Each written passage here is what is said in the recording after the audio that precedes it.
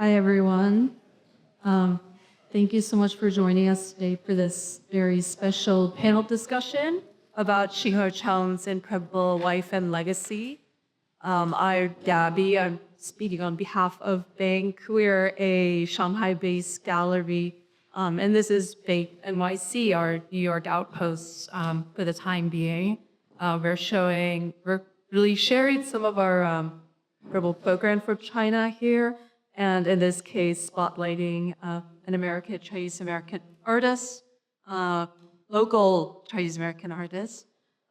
So you are in the midst of Tracy Infinity, which is Ching Ho Cheng's solo exhibition. This is a presentation of wash and pastel window works from the middle of the artist's career. And today our panelists will be contextualizing these works within his greater body of work, and also sharing some of their personal experiences with these works and with the artist himself. I'd also encourage you to see our show upstairs, which is a group show of BANK artists, which is in response to the art fair week of last week, which I'm sure many people are recovering from break camp. Yes, and without further ado, I'm going to introduce our esteemed panelists for today. I'd like to first welcome Sybao Cheng-Wilson. As of 1989,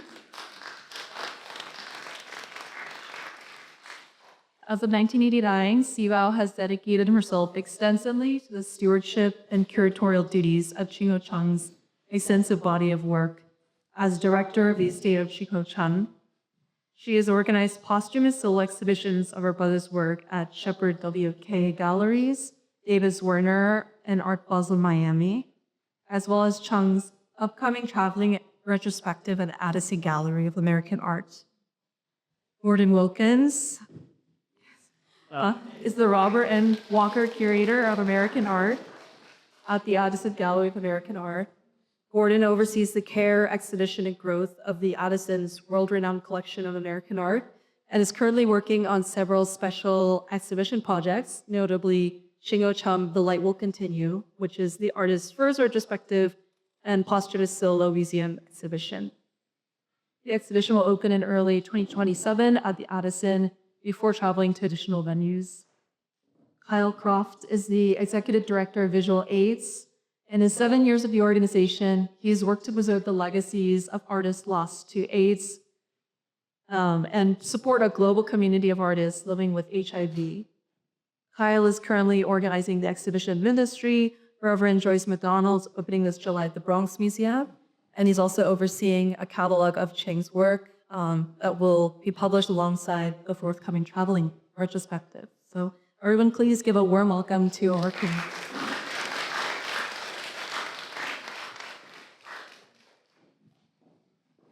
Good evening, everyone. Thanks for joining us. Thank you for inviting us, Gabby and Matthew and Michelle and everyone at BANK. Like was just said, I'm here with Visual Aids. We're a small nonprofit that supports artists living with HIV and preserves the legacies of artists who've passed away. And publishing is a big part of what we do. So we're really excited about our forthcoming book on Ching Ho Cheng that we'll publish with the Addison Gallery. And this is, I'll be transparent, but I think I speak for both I and Gordon. We're at the early phase of this project, so by no means experts on Ching, but I'm really grateful to have this opportunity to kind of do the research in community. Sybao is obviously a wealth of knowledge, and I know there are other folks in the room tonight who knew Ching or who have insights to share about his work. So we'll definitely have some time for Q&A and convo after the panel.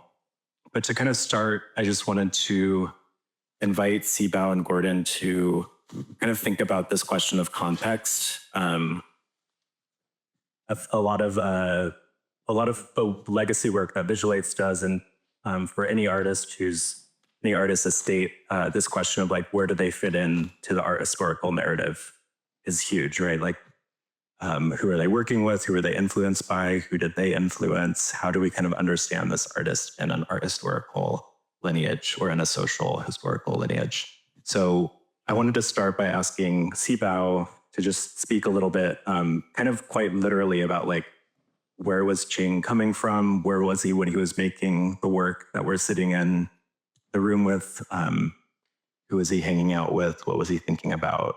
These kinds of questions, just to give us a little thumbnail sketch of like the when and the where.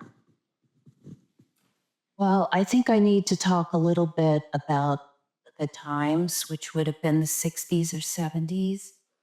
That was a time where it was the hippie movement, I would say, where the mantra everywhere was peace and love, and people walked around giving the peace sign everywhere. And it was just a very, very different time. And then the Vietnam War came about, and Ching was in college, sophomore year, I believe. And it was time to think about what was going to happen when he graduated because of the draft. So during that time, he got very into, he was an avid reader. He loved to read. He got into reading about Taoism, Buddhism. He loved Tibetan art. He's read about Chinese philosophy. And all these things talked about rebirth and what it meant to him and what his immortality. So that was the beginning for him. And all his work that you will see, it was only 20 years. And there are 4 phases, but you will see how he developed the same theme, but in a more contemporary, modern way. So that's in a nutshell. Oh, you lived in the Chelsea Hotel. He was a New York City guy. He hung out with the avant-garde, you know, the Warhol, Max's Kansas City, Hallie Brown, Bolly Myers. I mean, living in the Chelsea, you meet everybody. So that was his life. And the windows that we see on the works in here is his window at the Chelsea Hotel. Is that correct? Yes, he had a garden in his apartment. It actually took about a fourth of his living room. Pots of flowers, palmetto leaves, cactuses. It's southern exposure, so it was very warm. It was like being outside. So he would see as the light moved in the living room, the reflections in the apartment, and he found very beautiful and meditated. So you will see the earlier works, you can actually see the cracks on the walls and the window sash, and then later it becomes just a shadow, which we could talk more about that as we go along. Does that get very deep? Does. Thank you, Sybao. Sorry. A noisy microphone. Gordon, maybe on the subject of these works and the Palmetto series in particular, can you just speak a little bit about your first encounter with Ching's work? And I know you recently presented some of a few pieces at the Addison Gallery last fall, so how you were kind of started thinking about him curatorially and where he fits into this artist work. So the Palmetto Leaf series was really the gateway drug for me into the world of Ching Ho Cheng. And I came across, and it's very rare, and I don't mean to sound horribly jaded, but it's very rare to come across something at a commercial art fair that really stops you in your tracks. And that happened to me when I saw Matthew's booth maybe a few years ago. And it was a dual booth, and it was Ching's work. I believe Michael Lin was the other artist. And to see something that so outside of my own perception or so far outside of my own knowledge was really revelatory. And to come across an artist that has been here all along, but that I knew, truly nothing about, and then to commit to doing a solo retrospective within, it wasn't immediate, but we have a lot less. We can kind of do what we want at the Addis. We're a teaching museum, so I don't know if you're familiar. We're a teaching museum that's part of Phillips Academy. We are totally free and open to the public. And I think we're allowed to take a certain number of risks. And so we kind of fell head over heels in love with Ching's work from the very beginning. And it was really these Palmetto series of the next slide in particular, coming across these works in this booth and seeing just how beautifully rendered. I mean, there's this really interesting kind of push and pull with Ching's work of just the incredible ability, mastery of this is an airbrush wash technique that allows for such incredible variation of tone across the surface. It made me think of so many different things. My own background, I work a lot with photography, and there is something so photographic about Ching's work and this kind of his ability to still to take these moments that are things that we would not necessarily draw upon or not focus, but to really live with, engage with the shadow in this profound way and render with such care every peeling bit of paint, every dent in the wall. Just completely blew me away. There's also this wonderful kind of noir quality to it. We jump ahead. I have the slide, sorry. And just these incredible details. So it rewards, and his work really rewards close looking, because you think you're perceiving things at first glance, and you think you know what you're looking at. But then, and there are great examples, and I think maybe in a future slide, these almost imperceptible details where you have to pore over these images and engage with and really have this sort of meditative viewing of these works. And you're rewarded so incredibly with these remarkable details, this bent nail, these kind of starbursts of peeling paint, just completely, blew me away. And I knew kind of at that moment that we had to do something. And then there comes the issue. So as a curator, I like to think associatively. So I'm always thinking, particularly at the Addison, we are constantly reevaluating our collection. We don't have any permanently installed galleries. So every exhibition is a fresh chance for us to engage with the permanent collection. And just sort of thinking about, if we were to present Ching's work at the Addison, how would we contextualize him? And one of the first things that came to my mind when I engaged with his work, which was coming at the heels of a major show that we installed at the Addison of a light and space work from the collection of the Los Angeles County Museum of Art. That was up in 2021 to 2022 at the Addison. There was this remarkable series of James Turrell aquatints from the early 90s that were based off of their sort of permanent works referencing earlier light installations, like this great piece from LACMA, which was in the exhibition. And I sort of started to see Ching as a light and space artist and starting to think about the various conversations, dialogues that he could be positioned in and how naturally his work would fit in this context of light and space, which is something I don't think that has really been considered. And I think with Ching's work, traditionally, he's been seen within these very prescribed contexts, these contexts of, Asian American diasporic artists, artists who, are in the kind of queer spectrum. But his work has never, truly been integrated into a broader American art historical canon. And I'll say that is my own bias, is that what you're going to see is Western and American, because that's the collection that I'm working with. But I really started to think, and when Sybao very generously gave us this extraordinary shadow piece from 1980, I was itching to get it onto you as soon as possible. And we had a show that was coming up called Free Association.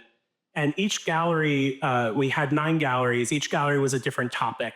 And it was really, each gallery was activated or catalyzed by new acquisitions. And so Ching's piece, this piece on the screen, was the main catalyst for an entire gallery dedicated to explorations of light in various media and across time periods. But before I talk about Addison work, some immediate things that came to mind. It's really exciting when you're working on an artist. There has been incredible scholarship done on Ching, but it's not exhaustive to the point where you feel like you have nothing to contribute. There's something liberating about engaging with an artist that, there is scholarship, but there's so much more to uncover. And I think just these conversations that he's never really been put in, thinking about going, as far back, and you can certainly go way beyond what my narrow sort of limits of kind of modern work that I'm engaging with here, but thinking about people like Hammershøi and these amazing Danish interiors where light is treated as a major subject matter, or Uta Barth's photography.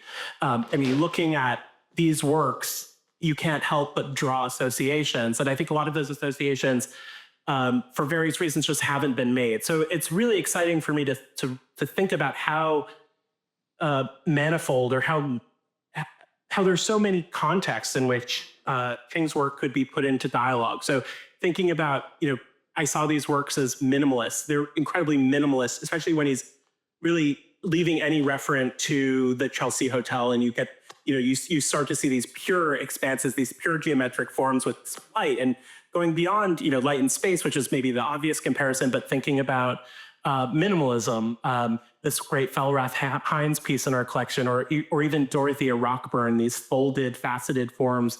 And again, this is a conversation that I don't think would happen at an institution other than the Addison, because we're not bound to chronological or medium-based installations. So we're able to kind of tell these stories from various points of view.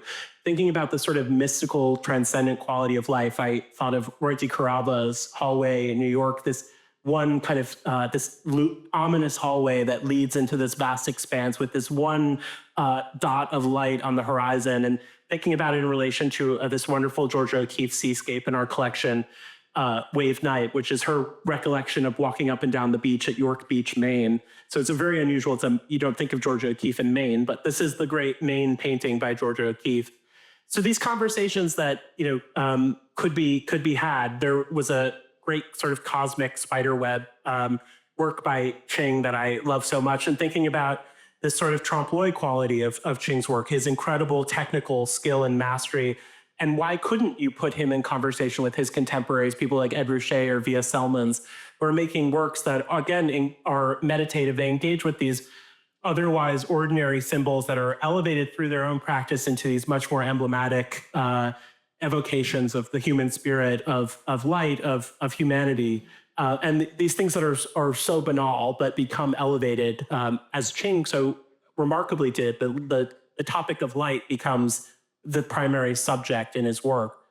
Also thinking about seriality and how he's working in these conceptual frameworks. And I don't think conceptualism has really been thought of very much in Ching's work. And I know he himself probably would not have wanted to be considered a conceptual artist, but there is this really interesting kind of rules-based structure that's working in this documentation of a recurring motif over and over again, and working in series. And I saved you from a boring Muybridge horse, so I gave you a Muybridge cat instead. But thinking about motion photography, seriality, the light as a marker, an indicator of time and the passage of time.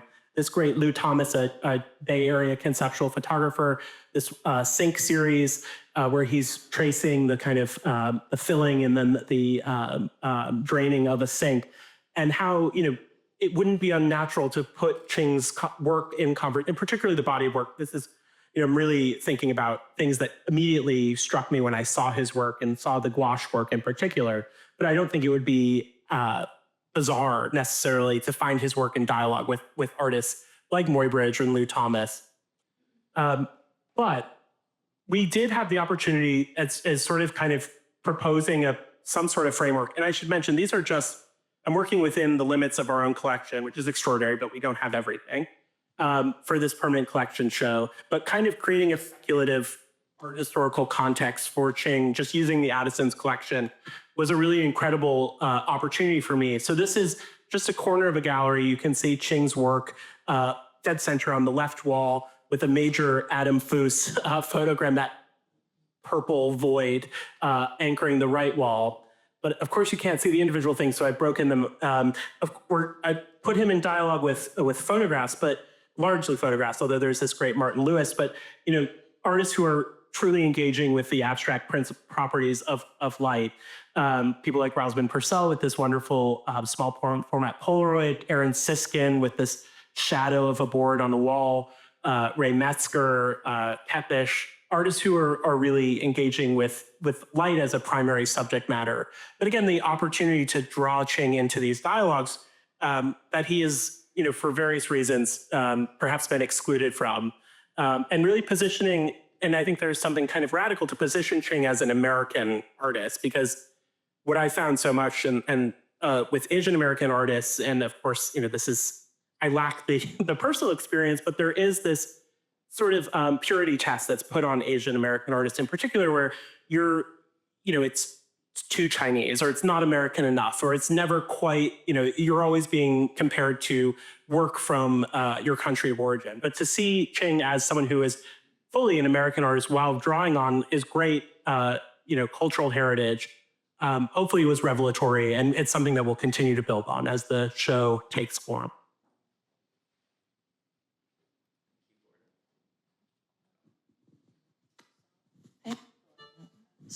Yeah. Well, okay. Whatever you want. Oh, I can't do that and talk. Okay. So, Ching had, I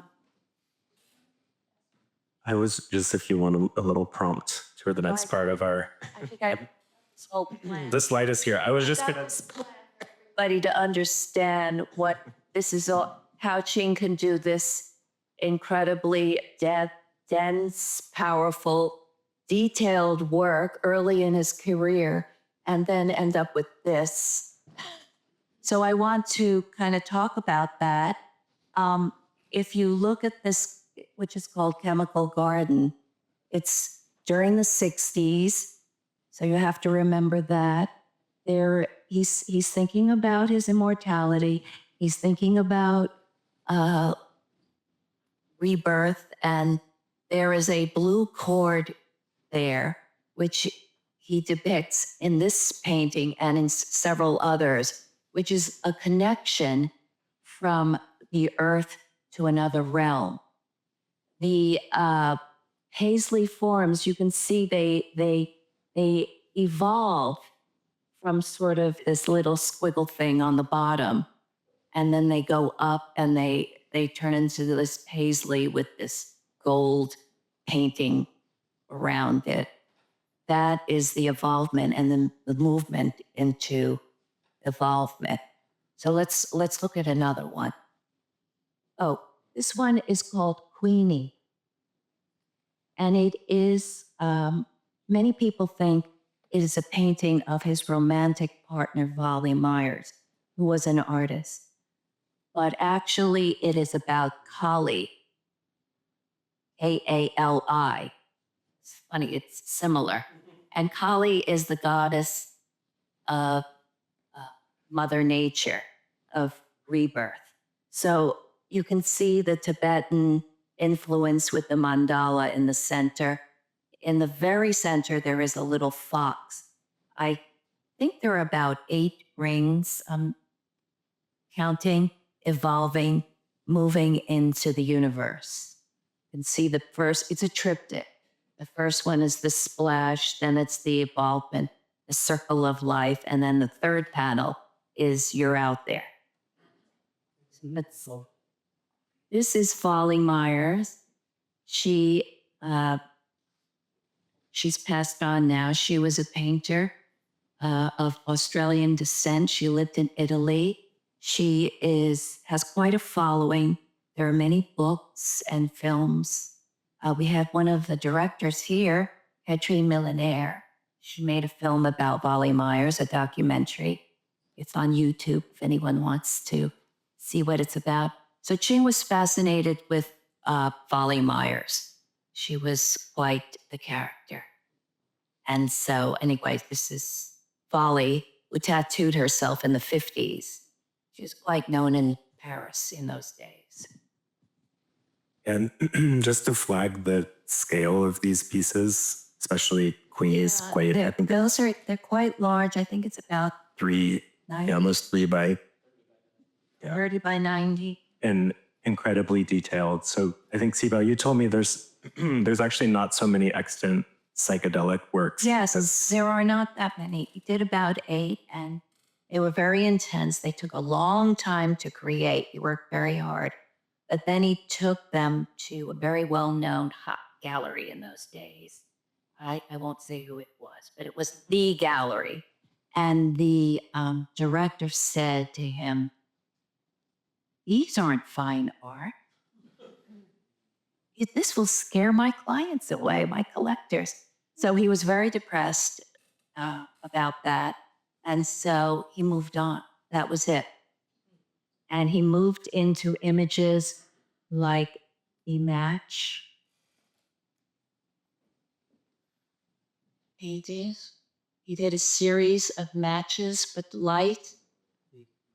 Now, these all reflect the image paintings of Ching's gouache works, reflect his study of the 5 elements of the Chinese philosophy: wood, fire, earth, water, and metal. So this would be fire. And he did a series of matches with different auras of light. So there's a magic in the match. He would take something very mundane and make it sacred. I mean, that was his point. That was what he wanted. And I think he did achieve it in many of his paintings. There's also the Chelsea shower. That one is water. You can see the little bubbles. It's of a shower in apartment 903. The original Chelsea hotel walls were all cracked, a quarter of an inch thick of lead paint. And they all had these shower heads. Can I read this Please. this passage just to kind of underline what you were sharing, Sybao? This was a statement that Ching made to his partner, Gregory Miller, who was helping him write kind of a press release for an exhibition of this kind of era of gouache works in the 70s. And just to zoom out for a second, the rest of our slides are kind of the before and after of what you see in the room around you to try to tease out like these kind of the continuity between them. So Ching writes, "Working on paper has been my singular creative pursuit since 1970. Paper breathes, so I prefer to say that I work with paper. At one time, a sheet of paper passively yielded to the visions emerging from my mind. In these new pictures, I yield to the paper. These paintings are concerned with interior light, the light from without radiating within. The shadows, reflections, and illuminations of one field mirror the other. I call this series the paper proscenium. Like a stage on which theatrical events unfold, these shadow boxes are ever changing. In that sense, they reflect the cyclical quality of nature, seasons shifting to season, day turning to night, dark to light. The drama lies in reality and illusion, harmonizing and becoming indistinguishable from each other. Light, illumination, shadow, and reflection within its perimeters parallel that which is without. Light is fugitive. The less paint on paper, the more it absorbs the real light in a room. The shadow box becomes a receptacle for whatever light is present. In these paintings, there is less form, less gesture, less color, less texture than I have ever painted before. They are not so much an evocation of light as filled with the presence of light." So I wanted to add, she talked about these paintings. He said to me, people don't understand these paintings. They don't like them. So they want to get their money's worth. They want to see an image. But he loved the fact that he was able to achieve this painting where when you look at it, you don't know if that's painted light or if that's actually a shadow from the light. And to be able to master that is quite a feat for a practitioner. He compared it to Picasso, where Picasso drew a bull, where it was quite obvious it was a bull. It had all the shadows, all the marks. But then he was able to bring it down to its essence with just a few strokes. And that was the magic, and that was the energy. And that's what Ching wanted to achieve with his gouache works. So when he was done with the psychedelics and he was done with the imagery, meaning the matches, the space celestial paintings, the things that you could see what it is, he ended up at the very last with these shadow paintings. And he was very, very proud of these paintings. Even though it wasn't really well received, he didn't give a hoot. He was thrilled, and he painted lots of them. So when that came about, Ching was done. He put down his airbrush, and he never went back. He moved on. It was like another stage in being enlightened. He's like moved on to the next stage. He would not go back. And then he moves into the torn works and the pastels. Completely different, but yet the same. Yeah, that's what I find those. Maybe the levitating microphone. What I find so incredible is that, yes, there are these four seemingly distinct and discrete bodies of work, but there are so many points of commonality and through lines throughout the work. I think first and foremost, the fact that he's working with paper, that even when you get to the alchemical paintings at the very end of his career, he's still utilizing paper as the substrate. He's taking paper and pulling it and submerging it and making it into something that is, as far removed from its initial kind of life as a piece of paper as you could imagine.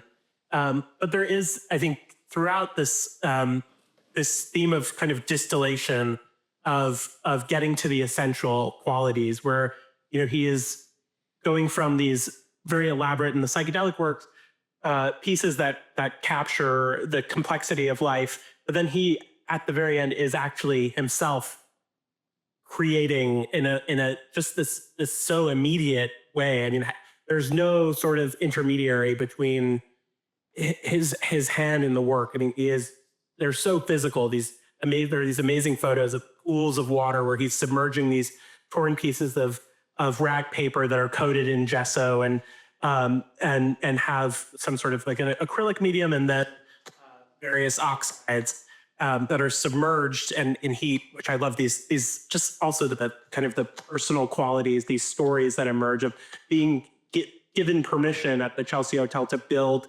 stagnant pools of water in your apartment. I mean, what you could get away with back then. It's really sad that we live in a world where I don't think I could build a stagnant pool of water in my apartment. But this remarkable creative impulse and that you may not look on the surface and be able to immediately say, oh, the same artist who created these gouache works created this, but there is this undying commitment to the exploration of and getting to the essence of life that is so compelling, and I think makes his work so coherent and cohesive, and really a curator of a retrospective's dream, because it is all there. And he was so deliberate about really everything that he created, that there is this coherent narrative that may be not visible on the surface, but is underlying really everything. I wanted to also point out that the alchemical works, which are the last phase of his works before he died, they are made of metal, like the 5 elements, iron and copper. And with these works, it's more about the shape. He uses like the shape 9, or he uses a snake form, or, there's this other story where his friend was scattered, Gregory Millard, in the Potomac River. And I found this map brick chain throughout where the ashes would flow in the river. And so that form is in the painting. So it's about the shapes in the alchemical works. The other thing to note is with the alchemical and the torn works, they are expansive. They're no longer contained in a box. They, like the universe, which you all know he was very into all that, they are open to the universe. And that's what you see in the last, since there are 4, the last 2 phases of his work. And just to add on to this idea of this continuity and the kind of transition between the bodies, I got to spend some time at the Smithsonian last year and the Ching Ho Cheng papers. And I think there are a few folks from the Smithsonian here. They amazingly recently digitized the complete collection, so it's very easy to access online. And there's some amazing correspondence, a ton of these kind of sketchbook pages. And I was really fascinated by, you can kind of see the way that he's moving from these depictions of shadows and windows as a kind of, representational form of painting into just thinking about this kind of compositional geometric arrangement that you later see in the alchemical and torn works, right? So these relationships of rectangles kind of intersecting and overlapping that get you from a shadow into the way that he's starting to tear the paper and a kind of chance operation, but then think about how these kind of geometric compositions would intersect. So there's really this kind of striking preoccupation that runs through, like it's kind of a continuous preoccupation with the same questions of form and light, but just kind of expressed in these ever-changing methods, right? I think we should also point out that when these torn works were created, it was during the AIDS epidemic, and Gregory Millard, amongst an entire group of friends, had passed away. It was a tragic time. And this is what Ching created. The blue for Ching was spiritual, like healing, that color. And the geometric shape is sort of similar to what he was obsessed with in college, which was the monolith from the Space Odyssey. It's like time travel. So again, notice the expansiveness. It's the same as the psychedelics, where it's talking about rebirth and recycling and transforming, except it's not, it's abstract. But it's the same thing. There's a green one. I think we have it, which has an oval, which we all know is a birth and an egg, and the green is for rebirth and renewal. And I think the tearing is, well, I don't know if everyone knows how the tearing happened. The tearing happened was because Ching was very much a perfectionist, and he worked very hard on all his work. I mean, hundreds and hundreds of drawings. And so anyway, he would destroy whatever wasn't right. And one day that happened. That's how it was born, because he destroyed something and he was fascinated with what happened. So now we have dozens and dozens of torn works, because that's what he was into.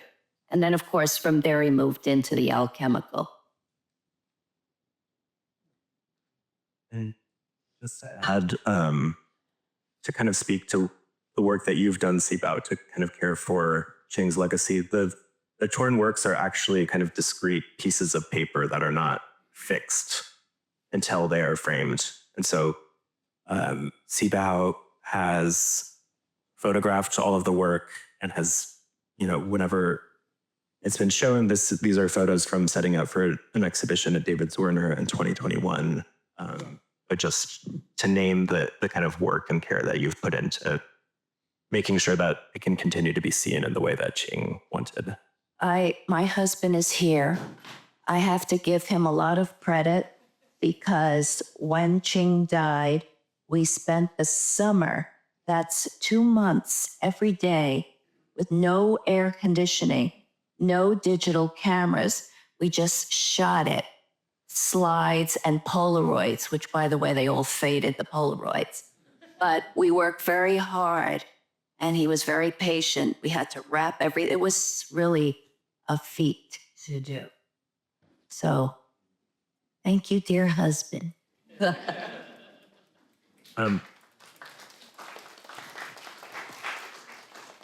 We're going to open it up to questions in a second, but first, do either of you have any burning notes. Can we go back to the Chelsea, the shower? Because that's my favorite detail, which I don't know if it's even perceptible.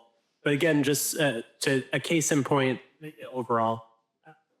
So when I first saw this work, I mean, you think you can sort of guess what what you're looking at. But then when you really get closer, there's a single hair.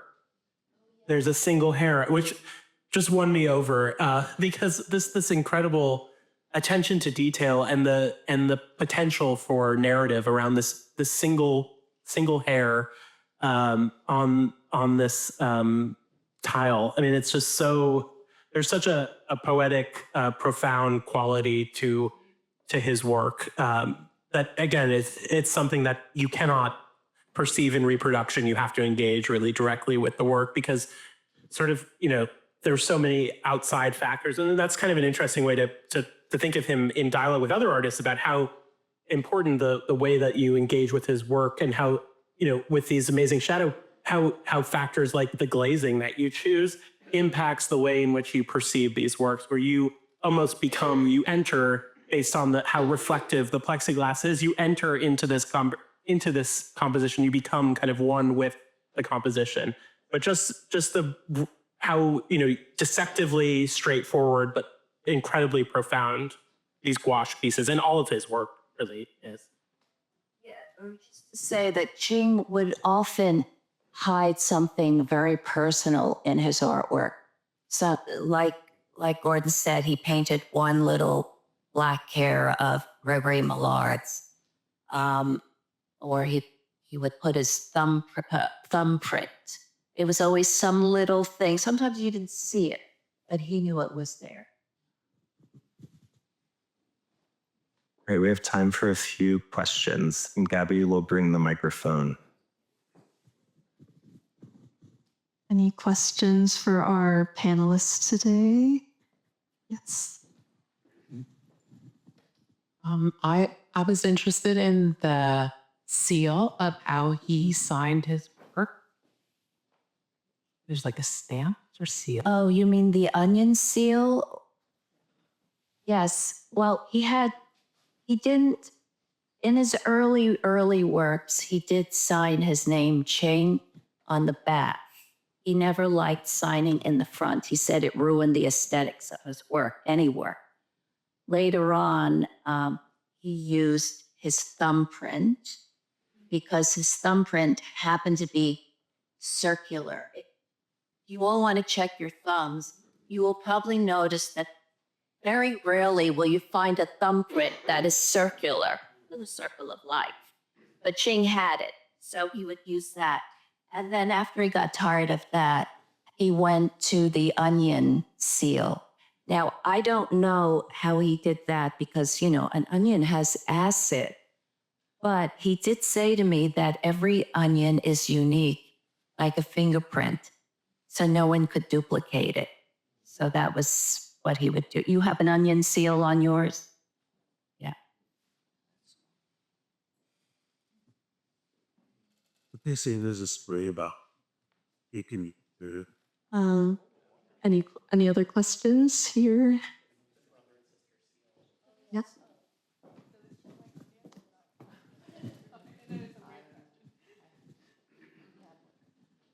Thank you so much for sharing your knowledge and your thoughts. And I'd love to, on this viewing, one thing that really struck me, and Gordon, your comparatives I thought the comparatives with the conceptual durational photographic series was really interesting because it strikes me that the shadow paintings from inside the apartment in the Chelsea Hotel, they have both this quality that's very strong of duration, and connected to that is this incredible zooming in and out of scale of so much that's happening in this very small interior space. But really it's in conversation with something that's the movement that is on a planetary scale, literally, right? Like the passage of the sun and the sky is really the turning of the earth And there's this kind of collaboration with natural forces that really connects to those later alchemical works as well, which have embedded in them this duration of the growth of all of that incredible texture. And Sybao, I wanted to ask, how long did it take for a work like that to develop? And did they continue to change, like past the point when he pulled them out of the water? On the alchemical work, from what I understand from my cousin who worked with him, it depended. It could take a week, it could take 2 weeks. He was always experimenting. Sometimes he would add more iron powder, more vinegar. I mean, there was a whole chemical process that I don't know the secret, and I'm actually quite surprised that he knew how to do that. But yeah, it would take time. And he often had an assistant. His friend Patty would come over and help remove them because they were very heavy. But I think the piece that he was very proud of, which I'd love for you to show, is the grotto, which was in the NYU Gray Art Gallery window in 1987. I don't know if you can see how tremendous it is. Ching is in the corner there. Again, we don't have great digital cameras. It's one of these little snapshots, but it's fantastic. It's huge. It feels it's three-dimensional. I mean, there's a lot of texture in that. And well, after that, he moves into the canvas, and there's only a few, and then that was it. He passed away. That's in my apartment, and I hope it will be in the Addison. I was going to say, so we are very pleased. I mean, hopefully everything technically goes to plan. But this will be, the grotto will be in the retrospective, sort of placed it on a wall already in one of our galleries. So we're really, really excited to bring this back from storage, out of storage, and install it. It's I've never seen it. I've only seen it through photographs, but it's just such an incredible piece. And again, the question of scale. I mean, it is really interesting. That's something that he goes from the micro to the macro to the macro to the micro, and this sort of back and forth of scale is really interesting. And the issue of containment is also something that I'm thinking a lot more in control over forces. But then also the ultimate futility of that, because even though perhaps you aren't noticing immediate changes, but that we're still quite early on in the lifespan of these works, and who knows, in 100 years, everything changes. Everything changes in ages, no matter what anyone says. Everything does. It's very impressive how others all these pieces knots with so much high. My is that in the last a long time because the base of Ching was very, very conscious. The first painting he did, which the Whitney has, is a psychedelic created with marker pen, which is not archival. And he didn't have that painting very long, and it already started to fade. I think within 2 years it was fading. He was freaked out, and he's still in his psychedelic phase. So after that, he was very careful to use archival paper and paint. Everything he does, very conscientious. There was only one work, and it's very interesting to me that I was very upfront with the Whitney, but because it was the first one, even though it was fading, they wanted it. Oh, they're going to show it. Well, this year, fall, in their 60s surreal show. I think we have time for one last question.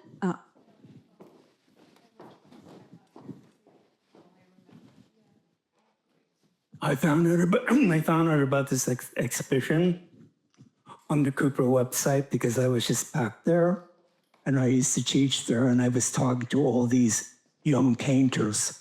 So I'm wondering if anyone can comment about the impact of studying at the Cooper Union and Ching's work.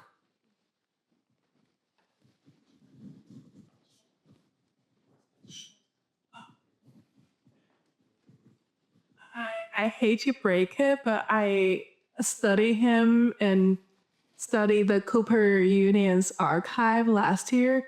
And it's very interesting because I actually found his transcript and to see how he studied at that time. So definitely the psychedelic base is influenced by his teachers at that time.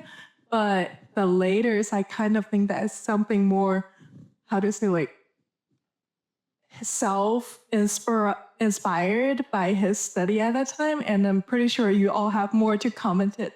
But his study at Cooper Union, especially during that political turmoil space, and to study all the pioneers, which is the students' newspaper at the Cooper Union, kind of shows how the environment shaped him to be a very kind of like vivid living youth, to kind of shape his understanding into the creation, especially into the time-consuming phase of psychedelic work that kind of, because it's psychedelic, it's like part influenced by his lifestyle, but also like kind of represent his own understanding of the universe and even the cosmology into it. So I definitely see like the Cooper Union plays a very important part in the first phase in the early life of his creative career.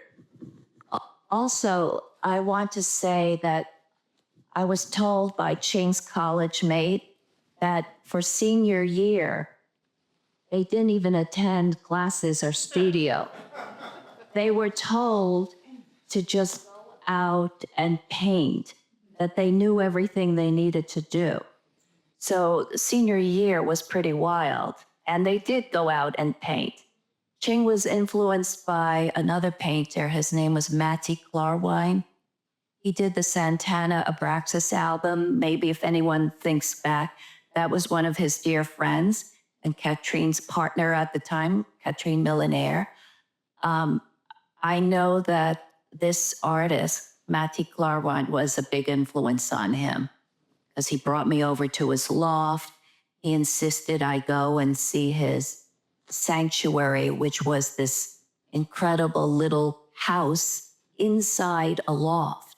And when you entered this little building in the loft, like picture like a big dollhouse, you entered and there were all these incredible paintings, the ceiling, just the entire room, all three sides up. 69. Yeah. So Ching was very influenced by other artists and just being out there in the world. Cooper Union was very loose. Yeah. Yeah, very free. We have one more question. Anyone? Maybe this is a good place to wrap up. Thank you, everyone, for joining us today. If you have a round of applause.